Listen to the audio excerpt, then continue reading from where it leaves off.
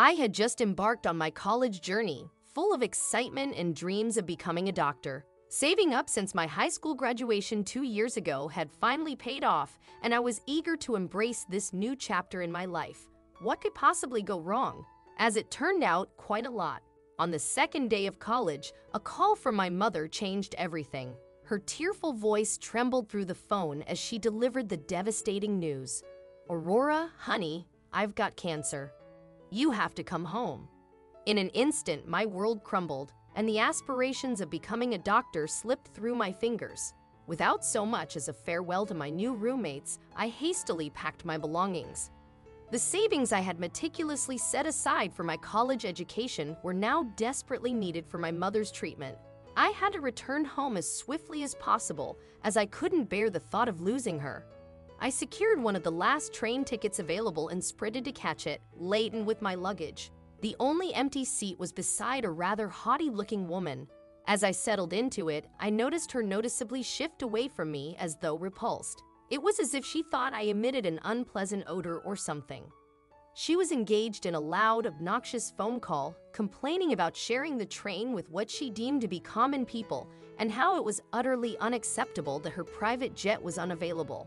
On the opposite side of her sat a young girl who appeared to be her daughter. The child seemed upset, and the woman's harsh words only served to intensify her distress. Suddenly, the train began to emit strange noises, causing the young girl to burst into tears. I feared the woman might resort to physical punishment. Commotion spread among the passengers as we all shifted nervously in our seats, concerned that the train might break down or encounter a problem. For reasons unbeknownst to me, the pompous mother in the train car suddenly decided to take advantage of the situation and headed to the bathroom, leaving her distraught daughter behind. The girl's anxiety had escalated considerably, and my heart ached for her. Unable to bear her distress any longer, I walked over and offered her a comforting hug. And then, in an instant, chaos erupted as an explosion rocked the train car. The girl I had just embraced let out a terrified scream, and everything faded into darkness. When I regained consciousness, I found myself in a hospital bed, my body tightly wrapped in bandages, encompassing me from head to toe. Every inch of my being throbbed with pain, and any attempt to move sent waves of agony coursing through me. But it was when I tried to speak that I realized something was horribly wrong. It felt as though something was lodged in my throat, rendering me mute. Amidst the chaos of screams and panicked voices around me, a man's desperate plea pierced through the cacophony. "Do whatever you can to save her, please." I couldn't discern who he was. Confusion had enveloped my senses. My futile attempts to attract the nurse's attention only earned me medication to quell my anxiety. The dizziness overwhelmed me, and I must have succumbed to sleep once more. Upon waking, I remained disoriented, unable to discern the passage of time. Most of my bandages had been removed, allowing me to sit up and take in my surroundings. The doctor informed me that my vocal cords had suffered severe damage, and the prospect of ever regaining my ability to speak was uncertain. Eagerly, I anticipated reuniting with my mother, but she was nowhere to be found. Instead, a man awaited me at the hospital's exit. Desperate to inquire about his identity, my voiceless pleas went unanswered. He gently took my hand and led me to a waiting car.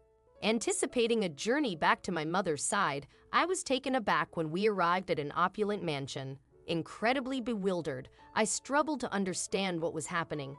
This man, who exuded immense wealth, handed me a key and led me to a room, asserting that it was now mine. He fixed his gaze upon me and coldly stated that I should not expect him to share the same room any longer. Left standing there alone, fear coursed through me. I couldn't fathom what this man had in store for me.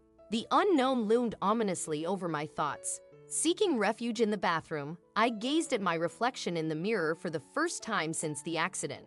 Slowly, I began the painstaking process of unwrapping the bandages that concealed my visage. My heart sank as I beheld the face that greeted me. It bore no resemblance to the familiar features I once knew. What had they done to my face? I couldn't deny that the reflection staring back at me was undeniably beautiful, even alluring. Yet, it was undeniably different from my old self. Panic surged through me, and I was overcome with a desperate longing to contact my mother. Determination fueled my actions as I rushed out of the room and down the hallway in pursuit of the man who had brought me here. He sat casually on a grand sofa, seemingly unfazed by my distress.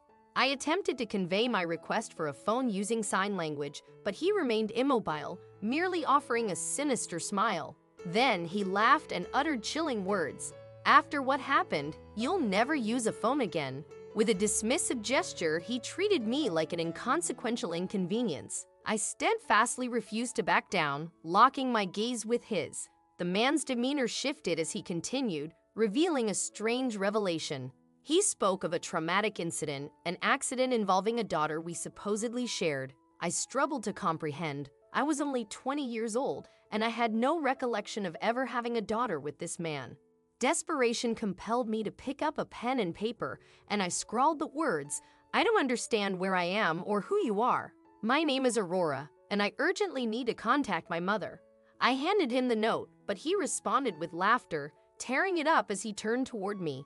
"Nice try, but you can't fool me," he remarked. Panic welled up inside me, and I attempted to scream, yet my voice remained absent. I was frantic, begging him for access to a phone, but instead he calmly sat me down and called for a doctor. In my desperation, I rose from my seat and made a hasty exit through the front door, yearning to escape. However, my flight was abruptly halted by a security guard who compelled me to return inside. Later that night, a doctor conducted an examination, diagnosing me with extreme distress due to the traumatic incident and the possibility of memory loss.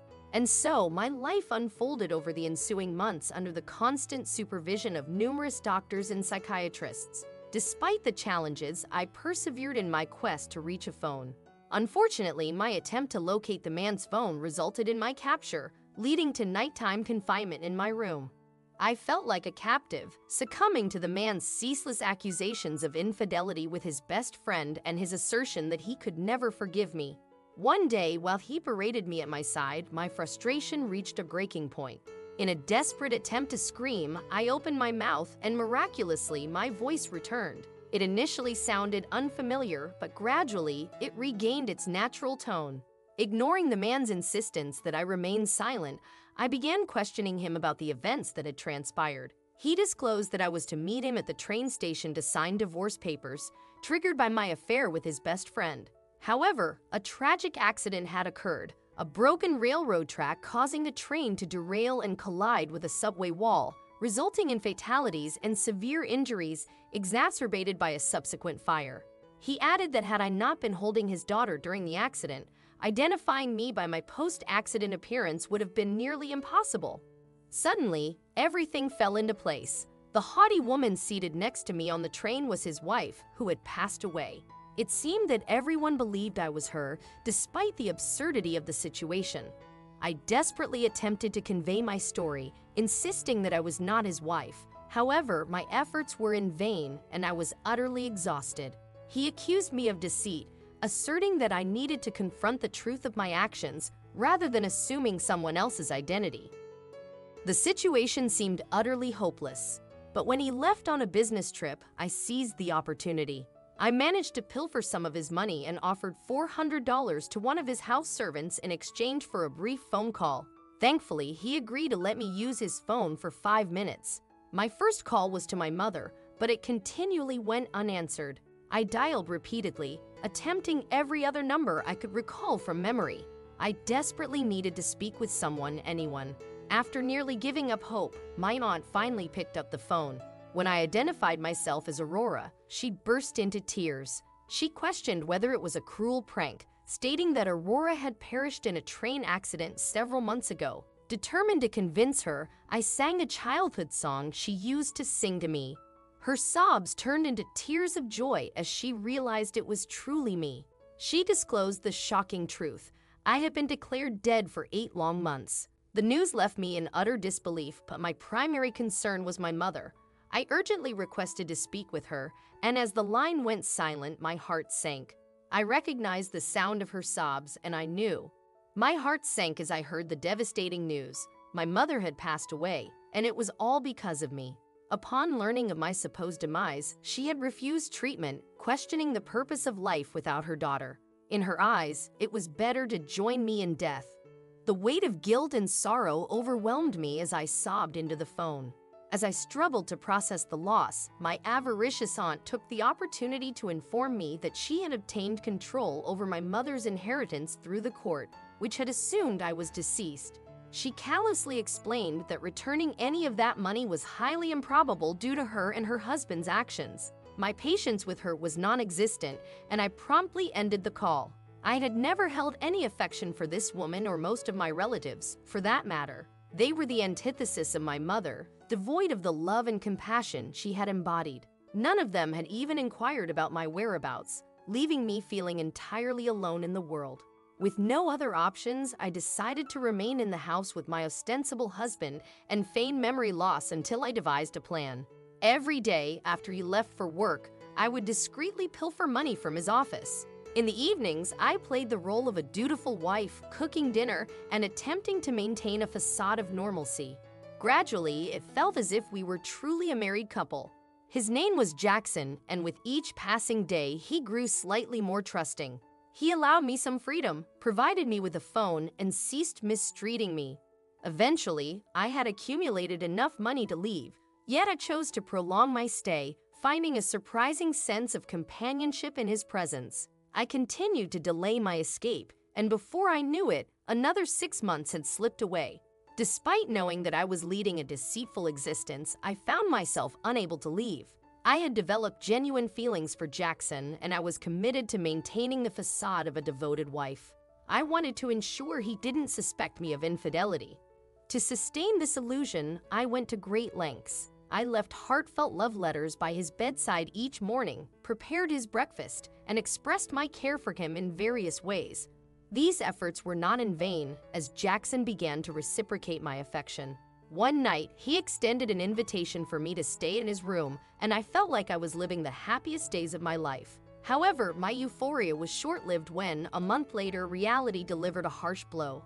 I discovered that I was pregnant, and the guilt weighed heavily on me. I knew I had to come clean with Jackson, regardless of my fear. Gathering my courage, I sat down with him and shared the truth. Jackson was visibly shocked and filled with sadness, and it broke my heart to see him this way. He acknowledged that he should have realized my deception earlier and that our relationship had been a grave mistake. Uncertain of what to say, I packed my belongings and left. Strangely, he didn't try to stop me, and I chose not to disclose my pregnancy as I believed it would only cause him more anguish. I used the remaining money I had acquired from him to rent a small apartment nearby, where I intended to begin a new life with my unborn child. However, a week later, there was a knock at my door. It was Jackson. I have no idea how he managed to find me, but there he stood, declaring his love and reminding me that I had saved his daughter during the accident, not her mother. He admitted that while I wasn't the person he initially thought I was, he had never been happier in his life. In a heartfelt moment, he dropped to one knee and proposed marriage. I couldn't help but smile through my tears and accept. This man had rescued me when I had no one else. I shared with him the news of my pregnancy and showed him a photo of what I had looked like before the accident. He responded with a grin, saying, "Our baby is going to be a real sweetheart." Now, I am on the verge of becoming a mother, and I'm returning to college to pursue my studies. I also have a loving fiancé by my side. It's been a remarkable journey, but in the end, everything fell into place.